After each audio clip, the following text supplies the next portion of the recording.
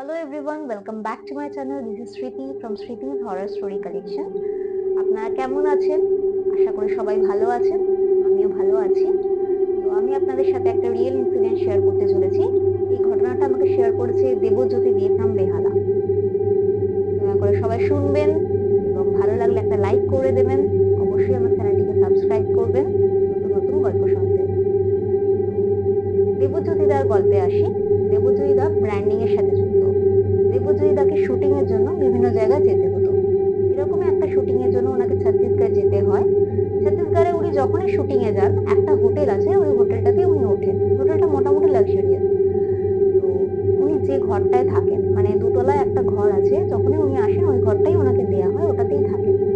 তো কোনোভাবে ওই ঘরটা মানে বুক ছিল হয়তো কারোর, ওই জন্য ওই ঘরটা সেবারে আর পাননি উনি।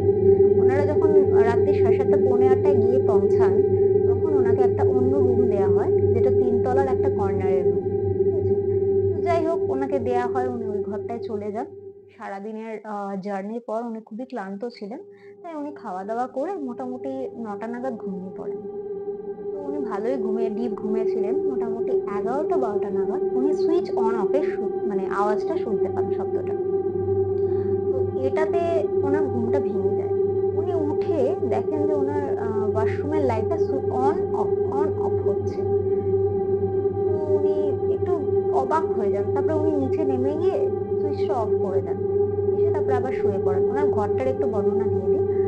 ওনার রুমটা ছিল, মানে বেডের সামনে ছিল ওয়াশরুমটা, একদম সামনেই ছিল ওয়াশরুমের দরজাটা। লেফট সাইডে ছিল একটা ব্যালকনি, আর রাইট সাইডে ছিল একটা, মানে ওনার মেন দরজাটা, ঘরের দরজাটা। উঠে ওটা বন্ধ করেন, আবার এসে শুয়ে পড়েন। কিছুক্ষণ বাদে, মোটামুটি 5 মিনিট বাদে আবার সেম শব্দ। এবার উনি উঠে বসেন। উঠে বসে উনি একটা ভয়ঙ্কর দৃশ্য দেখেছিলেন, যেটা উনি আজও ভুলতে পারেননি। ওটা উনি মনে করলে ওনার এখনো শিরদাঁড়া দিয়ে ঠান্ডা স্রোত বয়ে যায়। উনি দেখেন বাথরুমের লাইটটা জ্বালানো, বাথরুম থেকে একটা 23-24 বছরের যুবতী মেয়ে উঁকি মারছে। শুধু মুখের পোর্শন আর হাতের পোর্শনটাই উনি দেখতে পেয়েছিলেন। চুলটাতে ব্লু কালারের স্ট্রিপ করা, মোটামুটি ফর্সা, চোখের জায়গাতে গর্ত, আর মূর্তি হাসছে। এটা দেখে দেবজয়ীদার অবস্থা ওখানেই খারাপ হয়ে যায়। উনি মানে বেডের ওপর সোজা হয়ে বসেন এবং ওনার ইষ্ট দেবতার নাম জপ করতে থাকেন। হার্টবিট খুব জোরে চলতে থাকে। প্রচন্ড ভয় উনি পান। এরপরে উনি আর কি করবেন, মোটামুটি 10-15 মিনিট বাদে উনি চোখটা খোলেন এবং দেখেন যে কিছু নেই। শুয়ে পড়েন। কখন শুয়ে পড়েছেন ওনার ঠিক মনে নেই, কখন ঘুমিয়ে পড়েন। যখন ঘুম থেকে ওঠেন তখন সকাল 10টা বেজে গেছে। তো ওনার ক্রুয়ের লোকরা মোটামুটি 6-7 জন এসেছিল। ওরা ডাকতে আসে, কিন্তু দেবজিরা তখন দরজা খোলেনি। তো সকালবেলা উঠে দরজা খুলেই উনি রিসেপশনে চলে যান। রিসেপশনে আগে যখন ওনারা আগের দিন রাত্রিবেলা এসেছিলেন, তখন ম্যানেজার ছিল না। তো এখন গিয়ে ম্যানেজারকে উনি মোটামুটি সব ঘটনা খুলে বলেন। দেবজয়ীদার সারা শরীর মানে জ্বরে পুড়ে যাচ্ছিল। মানে শরীর এত খারাপ হয়ে গেছে, সেবারে শুটই ক্যান্সেল করা হয়। দেবজয়ীদার এত শরীর খারাপ হয়ে যায়। তো ম্যানেজারকে সব ঘটনা দেবজয়ীদা খুলে বলে। দেবজয়ীদাকে তখন ওই ম্যানেজার ওনার যে স্টাফ আছে তাকে খুব বকাঝকা করে যে এই রুমটা কেন দেওয়া হয়েছে। ঠিক আছে? তো দেবজয়ীদার ঘর থেকে সমস্ত জিনিসপত্র নিয়ে অন্য রুমে ওনাকে শিফট করিয়ে দেওয়া হয়। তো সেই দিনটা মোটামুটি থাকেন উনি, ওষুধপত্র চলে, সেই দিনটা থাকেন। তো যাওয়ার সময় উনি মোটামুটি সুস্থ হয়ে যান। তো ম্যানেজারকে ডেকে জিজ্ঞাসা করে যে এই রুমে কি আছে, যে এত প্রবলেম আমার হলো, এই রুমে কি আছে, নাকি আমারই মনের ভুল। বললো না দেবজয়ীদা, আমি আপনাকে বিশ্বাস করে বলছি, এটা প্লিজ আপনি কাউকে ডিসক্লোজ করবেন না। ওই জন্য আমি হোটেলটার নাম নিচ্ছি না। তো এই মোটামুটি 6-7 মাস আগে এখানে একটা কাপল আসে। ঠিক আছে? ওই ওই রুমটাতে একটা কাপল আসেন, ম্যারিড না আনম্যারিড আই ডোন্ট নো। ঠিক আছে? তো ওনারা মোটামুটি 2টো-2:30-টের সময় খুব ঝগড়াঝাটি হয়, মানে ভীষণ ঝগড়াঝাটি শোনা যাচ্ছিল রাত্রি 2টো-2:30-টের সময়। এবার হঠাৎ করে সবকিছু নিস্তব্ধ হয়ে যায়। এবার সকালবেলা উঠে যখন নক করা হয়, দরজা খোলা হয়, দেখে মেয়েটা, যে মেয়েটা মারা গেছিল, 23-24 বছরের, ওরকম চুলে স্ট্রিপ করাই একটা ইয়াং মেয়ে, ওয়াশরুমে কোনোরকমে গলায় দড়ি দিয়ে সুইসাইড করে। পুলিশ কেস হয়, পুলিশ আসে, ছেলেটাকে নিয়ে যায় ধরে। তারপরে মোটামুটি 1 মাস রুমটা বন্ধ ছিল, তারপরে পরিষ্কার করে বসবাসযোগ্য করে তোলা হয়। কিন্তু এই 6 মাসে যাকেই ওই রুমটা দেয়া হয়, সেই সেম কমপ্লেন করে ওই মেয়েটাকে দেখতে পেয়েছে। তো এটাতে ওই জন্য ওই রুমটাকে বন্ধ করে দেওয়া হয়। ঠিক আছে, রিসেন্টলি অ্যাকচুয়ালি নতুন একটা স্টাফ জয়েন করেছে, 1 মাস হয়নি তার। সে ওই রুমটা সম্পর্কে ঠিক মতো জানতো না, ওই জন্য রাত্রিবেলা কোনো অন্য রুম খালি না দেখে ওই রুমটা ওনাকে দেওয়া হয়েছিল। তো ওটা পরে পুরোপুরি লক করে দেওয়া হয়, ওটা ইউজ করার যোগ্য ছিল না। এই ঘটনাটা পর দেবজ্যোতিদা মানে মন থেকে ভীষণ ভয় পান। উনি অ্যাকচুয়ালি এসবে আগে বিশ্বাস করতেন না।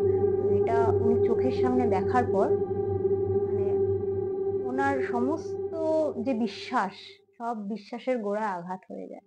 উনি বিশ্বাস করেন যে সত্যিই আত্মা হয় এবং ওনারা ঘুরে বেড়ান চারিদিকে। তো এই ইনসিডেন্টটা কেমন লাগলো অবশ্যই শেয়ার করবেন।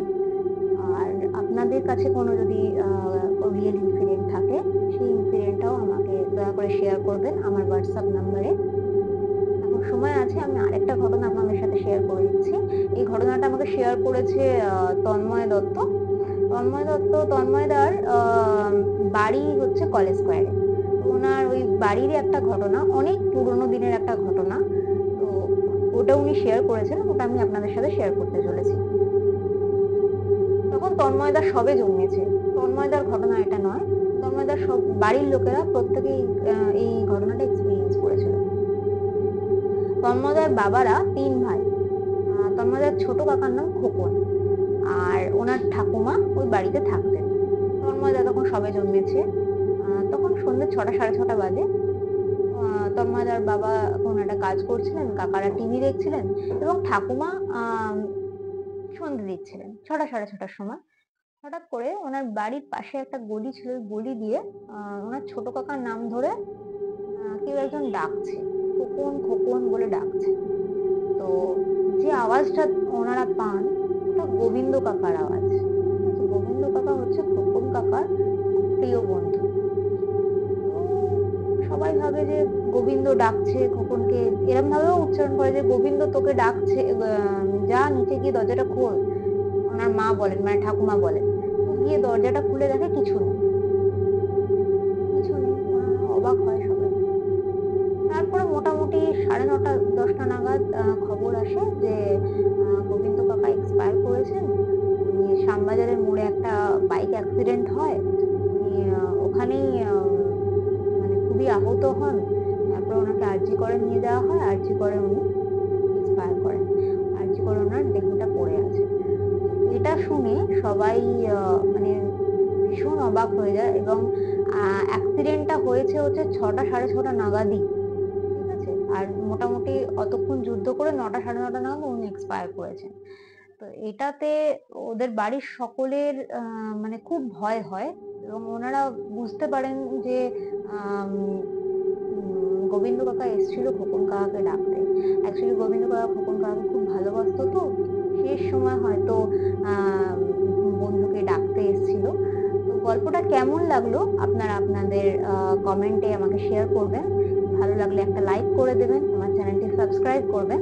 আমি আমার ফোন নাম্বারটা আপনাদের বলে দিচ্ছি, 7980933321, 7980933321। এই নাম্বারে প্লিজ আপনারা আপনাদের ঘটনাগুলো, ভৌতিক বা আদিভৌতিক ঘটনাগুলো হোয়াটসঅ্যাপ করুন, ভয়েস মেসেজ পাঠাতে পারেন। আমি আপনাদের নাম করে এই ঘটনাটা আমার চ্যানেলে বলবো। নমস্কার, শুভরাত্রি, সবাই ভালো থাকবেন।